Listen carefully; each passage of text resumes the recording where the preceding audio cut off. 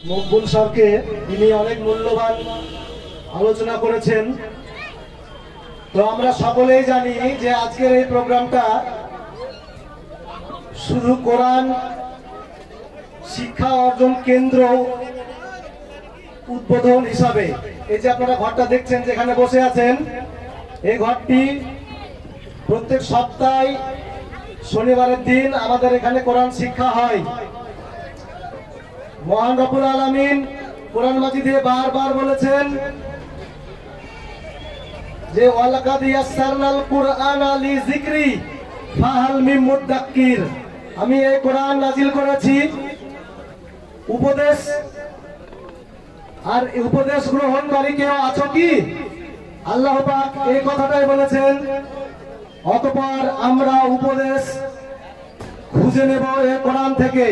প্রত্যেক সপ্তাহে আমাদের এখানে শনিবার শনিবার কোরআন থেকে কিছু পাঠ হয়, পড়ানো হয়, বা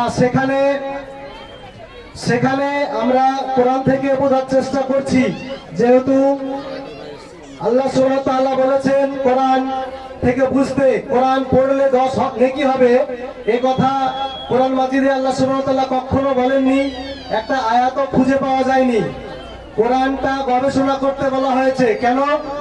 হুদাল লিন্নাস, মানুষের জন্য পথ প্রদর্শক এই কোরআন, আমাদেরকে পথ দেখাবে। অতঃপর আমরা যদি এই কোরআনকে ছেড়ে অন্যান্য কিতাবের দিকে আগ্রহী হই, তাহলে আমরা হুদাল লিন্নাস বা সৎ পথ প্রাপ্ত হতে পারবো না। তাই আবেদন সকলের কাছে, আপনারা যারা এসেছেন সকলে বাড়িতে কোরআনটা নিজ মাতৃভাষায় পড়বেন। কেননা কোরআনটা না পড়লে আমরা কেউ বুঝতে পারবো না আল্লাহ সুবহানাহু ওয়া তাআলা আমাদেরকে কি মেসেজ করেছেন। কোরআন মূলত আরবি ভাষাতে অবতীর্ণ হয়েছে, কিন্তু আপনার আমার মাতৃভাষা হচ্ছে বাংলা। এই বাংলায় যদি কোরআনটা না বুঝে পড়ি, তাহলে এই কোরআন থেকে উপদেশ আমরা নিব কিভাবে? আমাদের সন্তানদেরকে জানাবো কিভাবে যে আল্লাহ সুবহানাহু ওয়া তাআলা আমাদেরকে এই কোরআন দিয়েছেন উপদেশ স্বরূপ, যদি আমরা নাই জানতে পারি?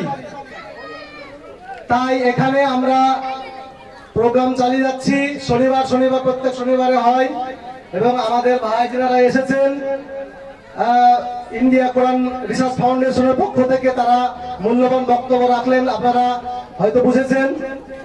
তবে যতক্ষণ আপনি না, আচ্ছা ঠিক আছে ঠিক আছে ছেড়ে দিচ্ছি। তো একটা বিষয়,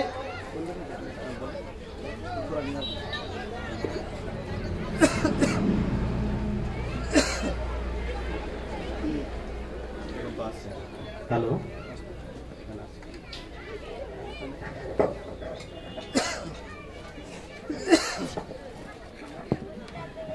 বিসমিল্লাহির রহমানির রহিম। অনেক মূল্যবান আলোচনা আপনারা শুনলেন।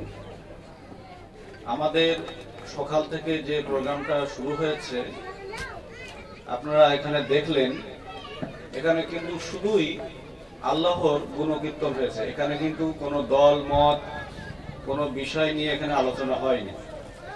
তো কোরআনের আলোচনা এরকমই, এবং সকলকে এমনভাবেই কথা বলা শিখতে হবে যে একে অপরকে দোষারোপ করে না, যে ওই দল আমাকে বিভ্রান্ত পথে টেনে নিয়ে গেছিল, বা আমার হাজবেন্ড কিংবা কেউ কারো স্ত্রীকে বলবে যে ওখানে টেনে নিয়ে গেছিল।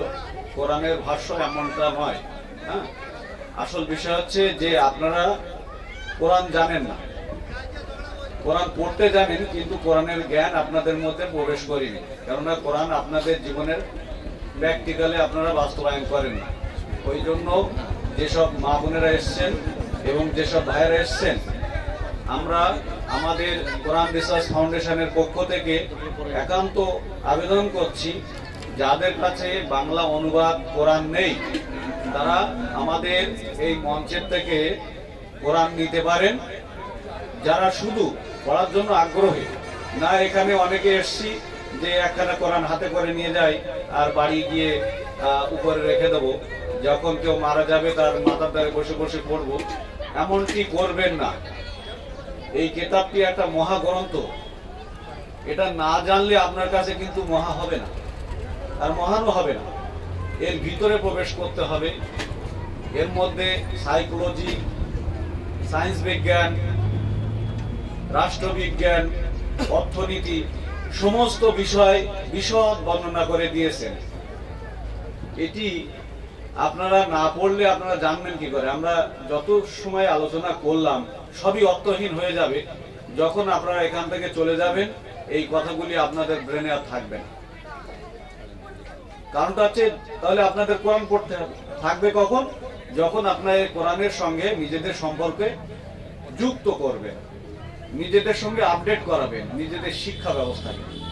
তো সুতরাং যারা কোরআন নিতে আগ্রহী তো আমাদের এই মঞ্চে আসতে পারেন। আমাদের মন্ডল সাহেব সেই সব ব্যক্তিদের হাতে এই বাংলা তর্জমা কোরআন তাদের হাতে তুলে দেবে। তো যারা নিতে ইচ্ছুক এখানে আসতে পারেন একের পর এক।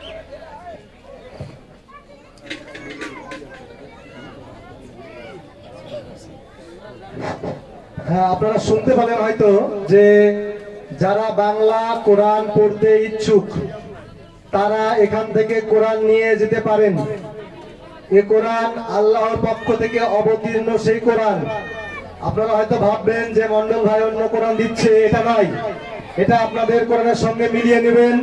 আপনারা এখানে এসে যাদের প্রয়োজন, যারা পড়া জানেন,